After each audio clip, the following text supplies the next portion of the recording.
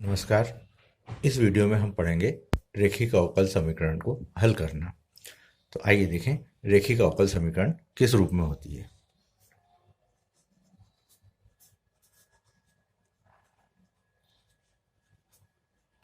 यदि कोई समीकरण इस रूप में हो dy by D x plus P Y is equal to Q. यहाँ हम देख सकते हैं p भी x का फंक्शन है और q भी x का फंक्शन है। तो इस स्थिति में इस अवकल समीकरण को हल करके हमें y का मान ज्ञात करना है। y अर्थात इस रेखिक अवकल समीकरण का हल। आइए तो इसको हल करने की जो प्रक्रिया होती है उसमें हम उसकी जो सैद्धांतिक बातें हैं उसको समझ लें कि ऐसा हम क्यों करते हैं। तो हम इस पूरी समीकरण को यदि हम नंबर दे दें समीकरण एक के दोनों पक्षों में यदि हम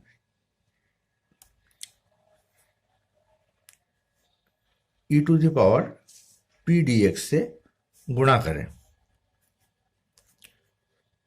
पूरी प्रक्रिया आपको समझ होने के बाद में समझ में आएगा कि हमने ऐसा क्यों किया है। अब हम इसको चूंकि हल करना चाहते हैं तो e to the power P D X से हमने इस दोनों पक्षों में गुणा किए। देखें हम क्या मिलता है, D Y by D X into E to the power P D x plus P into E to the power P D X, sorry integral का साइन यहाँ है, इंटू वाई बराबर Q into E to the power P D X. दोनों पक्षों में हमने गुणा किया। अब यदि इसके लेफ्ट हैंड साइड को हम इस तरह से देखें कि ये लिखा हुआ है first function E to the power P D X और ये लिखा हुआ है सेकंड फंक्शन। इसी तरह से ये सेकंड फंक्शन लिखा हुआ है और D by D X of E to the power P D X और राइट हैंड साइड में लिखा हुआ है q into E to the power P D X. इसको यदि हम समझने की कोशिश करें तो हम देखेंगे कि यदि इसको हम हल करते हैं D by D X of E to the power P D x को तो हमें ये स्टेप मिलती है p into E to the power P D X. यदि इसको हम डिफ्रेंशिएट करें तो E to the power P D X का डिफ्रेंशिएशन तो E to the power integration P D X और इंटीग्रेशन पी डी एक्स का डिफ्रेंशिएशन x के सापेक्ष हो जाएगा p। तो इसके स्थान पर, इस पद के स्थान पर हम ये वाला पद लिख रहे हैं और अब हम देख सकते हैं कि ये first function into differentiation of second function plus second function into differentiation of first function. तो इसको हम लिख सकते हैं D Y D X of first function into second function और बराबर Q E to the power P D X. अब यदि दोनों पक्षों का समाकलन करें x के सापेक्ष तो हम देखेंगे कि ये समाकलन करने पर लेफ्ट हैंड साइड तो हमें प्राप्त होगी क्योंकि अभी डिफरेंशिएशन है, इसकी ठीक उल्टी प्रक्रिया हो जाएगी। तो ये तो हमें प्राप्त होगी E to the power P D X into Y और ये वाली प्रक्रिया प्राप्त होगी q into E to the power P D x plus constant. और हम देख सकते हैं कि इस तरह से हम y का मान ज्ञात कर सकते हैं। तो ये जो E to the power P D X है इसको कहा जाता है इंटीग्रेटिंग फैक्टर। इंटीग्रेटिंग फैक्टर इसको कहा जाता है E to the power P D X. और अब हमारा जो सॉल्यूशन होगा वो हम डायरेक्ट निकाल सकते हैं। यदि हम E to the power P D integrating factor निकाल लेते हैं तो हमारा सॉल्यूशन हो जाएगा y इंटू इंटीग्रेटिंग फैक्टर बराबर q इंटू इंटीग्रेटिंग फैक्टर और दोनों का गुणा के बाद में dx इंटीग्रेशन x के सापेक्ष और प्लस कांस्टेंट। तो ये हमारा सॉल्यूशन हो गया जिसके द्वारा हम किसी रेखिक अवकल समीकरण को हल कर सकते हैं।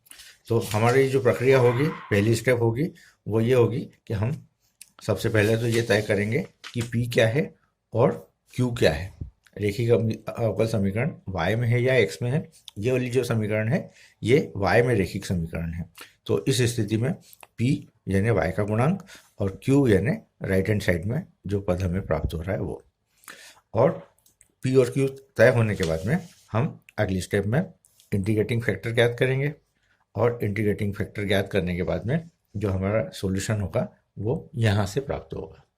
तो आइए प्रश्नों में हम देखते हैं। अब हमारे सामने अवकल समीकरण है cos x dy by dx plus y into sine X is equal to 1।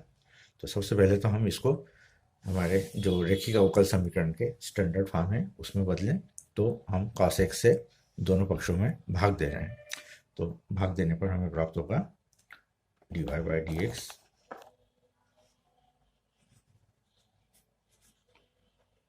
Plus y sine X upon cos x into Y बराबर 1 upon cos x।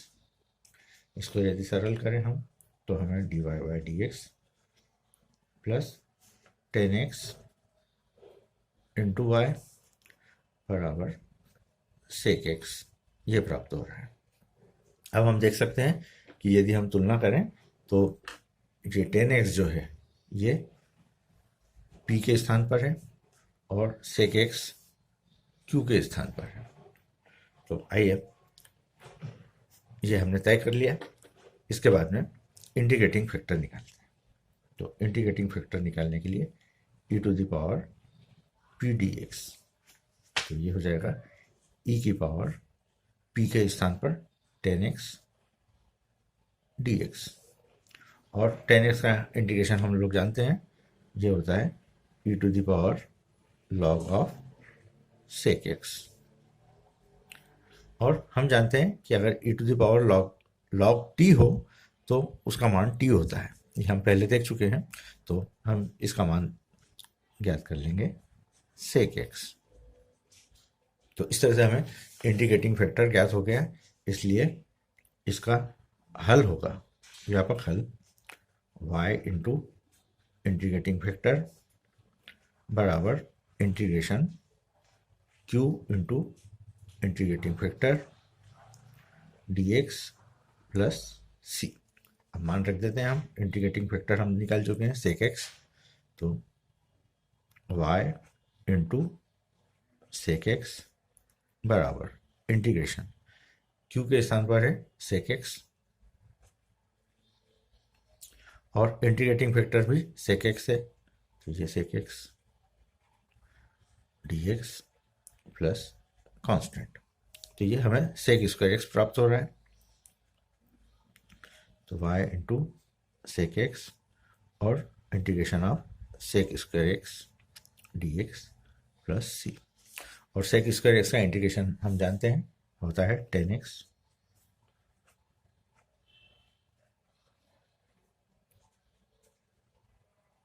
Plus c। तो इस तरह से हमने हल कर लिया है। तो y बराबर हो जाएगा sec x इधर गुणा होकर के 1 upon sec x 10x plus c, और चाहें तो इसको हल कर लें। sec x को लिख सकते हैं हम cos x और sin x 10x को लिख सकते हैं sin x upon cos x plus constant. गुणा करने पर हमें प्राप्त होगा cos x से cos x कैंसिल हो जाएगा, sin x plus c into cos x। तो ये हम प्राप्त कर रहे हैं एक अवकल समीकरण cos x plus into D Y by D x plus Y into sine X is equal to 1 का हल।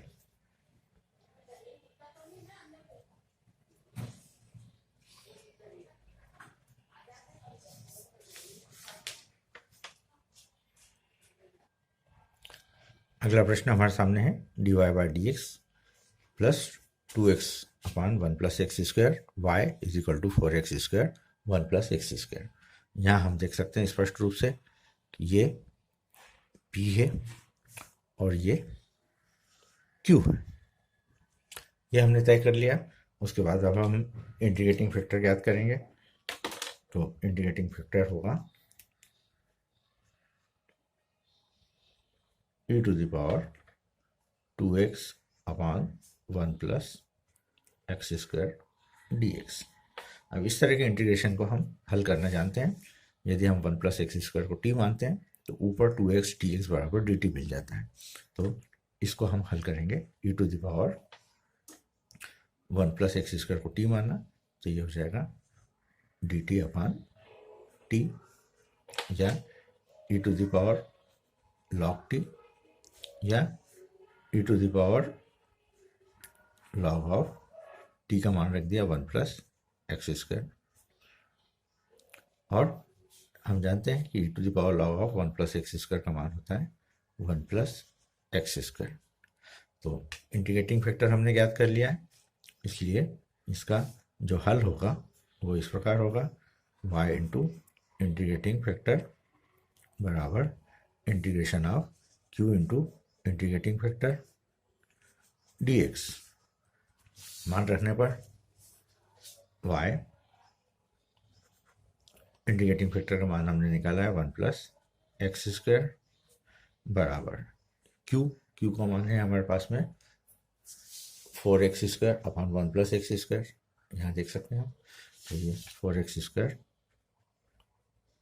अपॉन 1 प्लस एक्स स्क्वायर ये q का मान है, और इंटीग्रेटिंग फैक्टर हम निकाल चुके हैं 1 प्लस एक्स स्क्वायर dx और प्लस कांस्टेंट।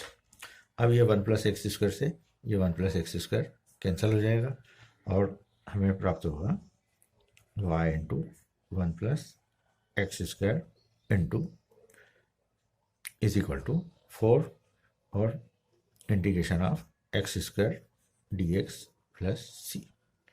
अगले स्टेप में इसको भी हम इंटीग्रेट कर देंगे। तो ये हो जाएगा y into 1 plus X square बराबर 4 और एक्स स्क्वायर का इंटीग्रेशन होगा x cube upon 3 plus constant. तो y का मान हम प्राप्त कर लेंगे y बराबर 1 अपॉन 1 प्लस एक्स स्क्वायर और ब्रैकेट में 4x क्यूब अपॉन 3 प्लस सी। तो इस तरह से हमने इस दी हुई अवकल समीकरण को जो इस रूप में थी इसको हल करके इसका सॉल्यूशन या व्यापक हल हमने प्राप्त कर लिया, जो इस प्रकार है। आइए प्रश्नावलियों के शेष प्रश्न हम देखें। हमारे सामने पहला रेखिक अवकल समीकरण है dy by D x plus 2y is equal to sine X. अब हम सबसे पहले इसकी तुलना करेंगे dy by D x plus P Y is equal to Q से, और यहाँ पर हम तुलना करके देख सकते हैं p के स्थान पर यहाँ पे 2 है और q के स्थान पर साइन एक्स है। इसके बाद में हम इंटीग्रेटिंग फैक्टर निकालेंगे। तो इंटीग्रेटिंग फैक्टर होता है e की पावर इंटीग्रेशन p dx। तो p का मान रख दिया 2 और ये इंटीग्रेटिंग फैक्टर हमें प्राप्त हो रहा है e to the power 2x। इसके बाद में अवकल समीकरण का हल हम जानते हैं y into e to the power integrating factor is equal to q into e to the power integrating factor dx plus c। तो इंटीग्रेटिंग फैक्टर का मान हमने रख दिया e to the power 2x। तो ये y into e to the power 2x बराबर sine x into e to the power 2x dx plus c।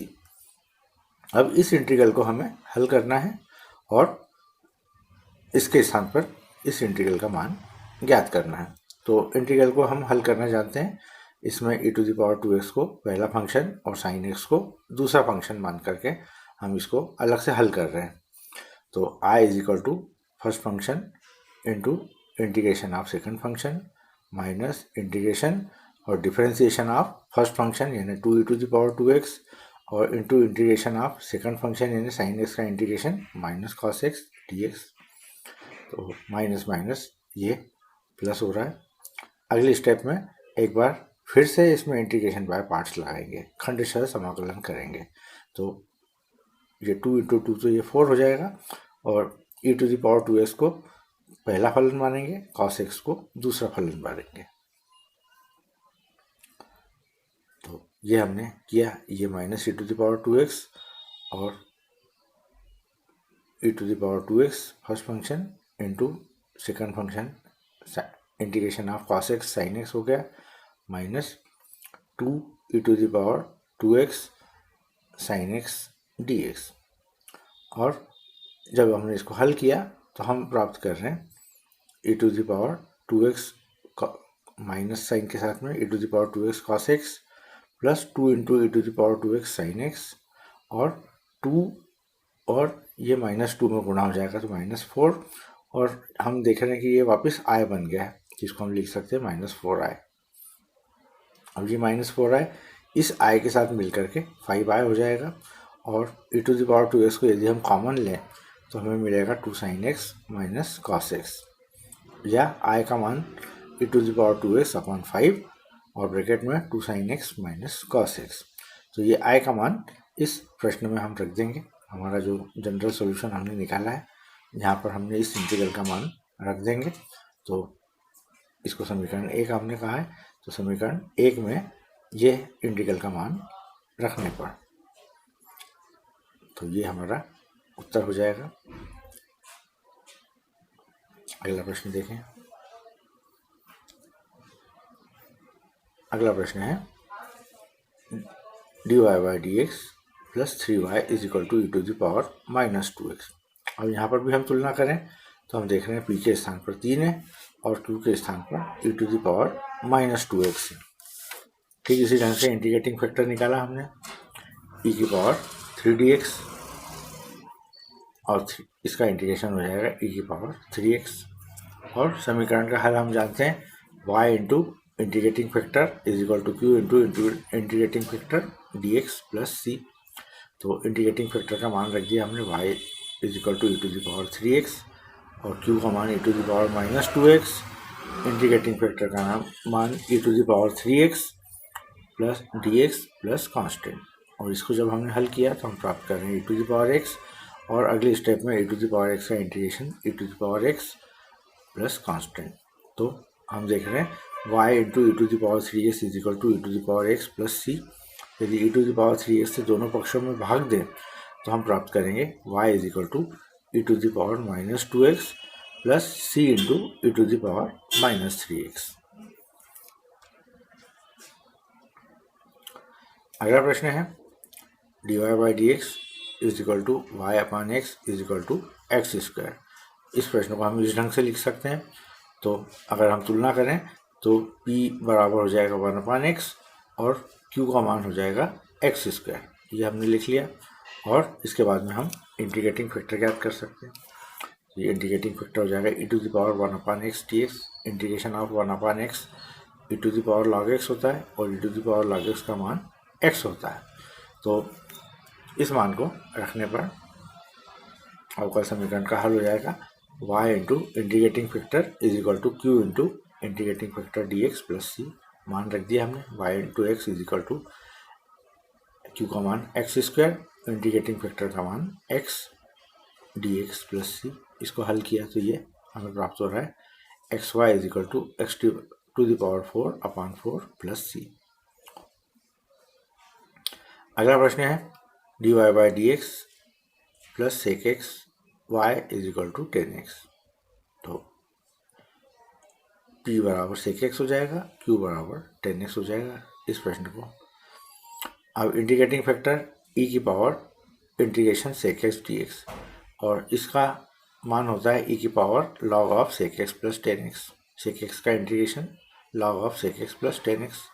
अब e to the power log यानी सेक एक्स प्लस 10x, और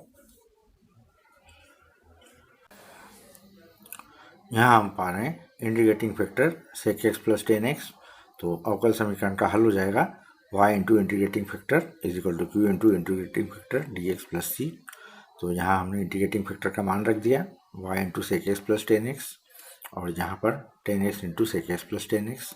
और इस integral को हल करना, दोनों को गुणा किया हमने 10x सेक एक्स और 10 स्क्वायर एक्स, और इसका इंटीग्रेशन हो जाएगा सेक एक्स और टेन स्क्वायर एक्स को इंटीग्रेट करने के लिए इसको हमने लिखा है sec square x minus 1 d x के रूप में, और इसका इंटीग्रेशन हो जाएगा 10x और 1 का हो जाएगा x। तो इस तरह से हमें प्राप्त हो रहा है sec x plus 10x minus x plus integrating constant. ये इस प्रकार हम प्राप्त कर रहे हैं y into sec x plus 10x is equal to sec x plus 10x minus x plus constant. ठीक इसी ढंग से अगला प्रश्न भी है जिसमें हम इसको रेखिक रूप में परिवर्तित किया, p और q ज्ञात किए और p के आधार पर हमने इंटीग्रेटिंग फैक्टर ज्ञात किया, और इंटीग्रेटिंग फैक्टर को रखने पर हम यहाँ पर प्राप्त कर रहे हैं। तो इस प्रकार हम प्राप्त कर रहे हैं 10x into sec square x into E to the power 10x dx। इसको हल करने के लिए हम 10x को t मानेंगे, तो sec square x D x बराबर डी टी हो जाएगा। तो यहाँ पर हम sec square x D x को डी टी लिख सकते हैं, और इस तरह से इस राइट हैंड साइड का जो इंटीग्रल है वो t into E to the power t d t के रूप में हो गया, जहाँ हम खंडशः समाकलन का उपयोग करके इस इंटीग्रल को हल कर लेंगे और t का मान वापस रख देंगे। अगला प्रश्न देखें हम। इसको सबसे पहले हमने रेखिक रूप में बदला और p और q का ज्ञात किया। p के आधार पर हमने इंटीग्रेटिंग फैक्टर ज्ञात किया जो हम प्राप्त कर रहे हैं एक्स स्क्वायर, और इसमें मान रखने पर हम प्राप्त कर रहे हैं x into log X into X square यानी log X into X cube D X. और इसमें भी हम इसको लॉग एक्स को पहला फलन मान करके इसको इंटीग्रेट करेंगे, और इंटीग्रेट करने के बाद हमें हमारा जनरल सॉल्यूशन प्राप्त हो रहा है। ठीक इसी ढंग से अगला प्रश्न देख सकते हैं। इसमें भी हमने इसको रेखिक रूप में बदला है। रेखिक रूप में बदलने के बाद इसको सरल रूप में कर लिया है, तो हम प्राप्त कर रहे हैं q का मान 2/x स्क्वायर और p का मान 1/x log x। यहाँ पर हमने integration of P D x ज्ञात कर लिया है, और ये हम प्राप्त कर रहे हैं। इसको हल करने के लिए log x को हमने t माना है, तो ये हो जाएगा 1/x dx बराबर dt। तो पी डी एक्स का मान हमने ज्ञात कर लिया है log ऑफ t यानी log ऑफ log x। तो ये इंटीग्रेटिंग फैक्टर हो जाएगा e की पावर पी डी एक्स यानी e की power log of log x, और इसका मान हो जाएगा log x। अब इंटीग्रेटिंग फैक्टर ज्ञात करने के बाद हम व्यापक समीकरण ज्ञात कर सकते हैं। फिर इसको हल करने के लिए वापस यहाँ पर हमने इंटीग्रेशन बाय पार्ट्स लगाया। log x को पहला फलन माना है और 1/x स्क्वायर को दूसरा फलन, और उसके बाद में इसको हल किया है।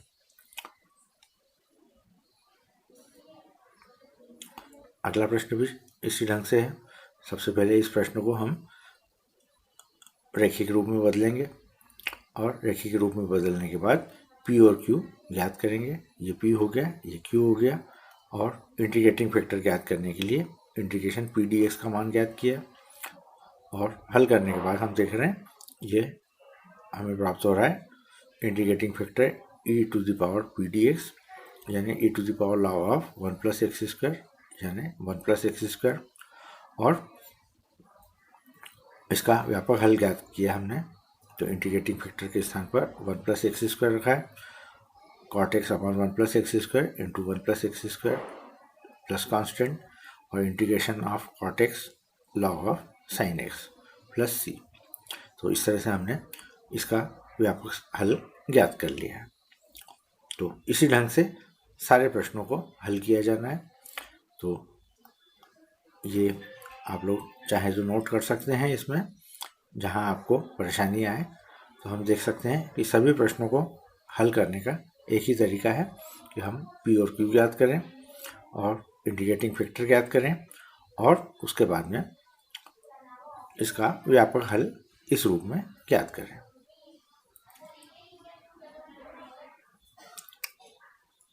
तो ये वीडियो आप लोगों की मदद के लिए है। तो जहाँ प्रश्न आपको समझ में ना आए इसकी मदद ले सकते हैं आप। तो इस ढंग से हम आगे बढ़ रहे हैं।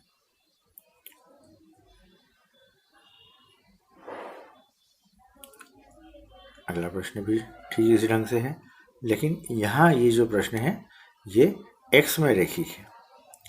अब यहाँ देख सकते हैं dx/dy x into 1/y y। अब यहाँ हम देख रहे हैं कि ये फलन x में रेखिक है, तो इसकी जो तुलना होगी वो इससे होगी dx/dy is equal to px is equal to q। अब यहाँ p is equal to 1/y और q is equal to y, तो इंटीग्रेटिंग फैक्टर यहाँ पर मिलेगा हमें y के सापेक्ष, यानी e की पावर p dy। तो ये e की पावर p dy, p का मान रख दिया हमने 1/y यानी log y, और e की पावर log y यानी y। तो इसका अवकल समीकरण इस रूप में हमें इसका व्यापक हल मिलेगा। जहाँ y था उसके स्थान पर हम x लिखेंगे, तो ये x into integrating factor is equal to q into integrating factor, और पहले dx लिखते थे, अब लिखेंगे dy और प्लस कांस्टेंट। इसको हमने हल कर लिया, और हल करने के बाद ये हमारा अभिष्ट उत्तर हो गया। ठीक इसी ढंग से इस प्रश्न को भी हल करना है जो x में रेखिक है।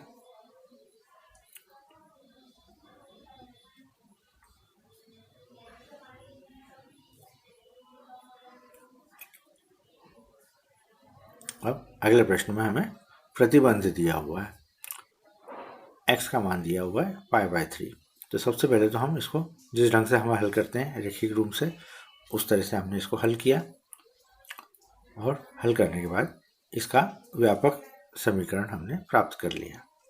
अब हमें कंडीशन दी हुई है कि जब x बराबर π/3 तो y बराबर 0। तो इस कंडीशन को हमने इसमें रखा, और उसके आधार पर हमने c का मान ज्ञात किया।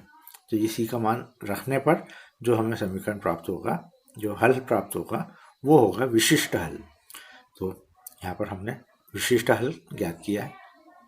ठीक इसी ढंग से अगला प्रश्न है, यहाँ पर भी हमें कंडीशन दी हुई है, और ठीक उसी ढंग से इस प्रश्न को हल करना है, और हल करने के बाद में c का मान इस दी हुई कंडीशन के आधार पर ज्ञात करना है, और जनरल सॉल्यूशन में रखने पर हमें विशिष्ट हल प्राप्त हो जाएगा।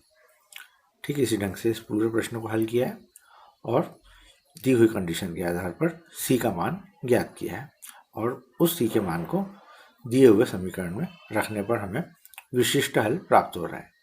ठीक इसी ढंग से 15वां क्वेश्चन है, इसको भी ठीक इसी ढंग से हल किया है, और इस दी हुई शर्तों को रखते हुए c का मान ज्ञात किया है। यहाँ c का मान 4 मिल रहा है, और उस c के मान को इस दी हुई समीकरण में रखने पर हमें विशिष्ट हल प्राप्त हो जाएगा। ठीक इसी ढंग से अगला प्रश्न है, मूल बिंदु से जाता है, यानी x बराबर 0 y बराबर 0, उसके आधार पर हमने c का मान ज्ञात कर लिया और c का मान रख दिया है। 0-2 से गुजरने वाला अगला प्रश्न है, 0-2 से गुजरने वाला वक्र। तो यहाँ पर भी ठीक इसी ढंग से हम इसको हल करेंगे, और कांस्टेंट का मान इस दी हुई शर्त के हिसाब से रखेंगे। 0-2 से गुजरता है, यानी x बराबर 0 y बराबर 2 रखा, और उसके आधार पर c का मान ज्ञात किया। ठीक इसी ढंग से यहाँ पर समाकलन गुणांक ज्ञात करना है। तो ये हम कर चुके हैं इस तरह के प्रश्न। और प्रश्न क्रमांक 19 जो ऑब्जेक्टिव के रूप में है, इसमें भी हमें समाकलन गुणांक ज्ञात करना है। तो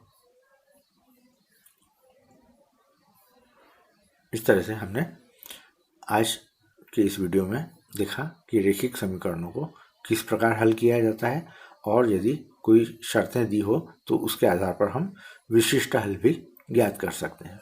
तो इस वीडियो के लिए इतना ही। धन्यवाद।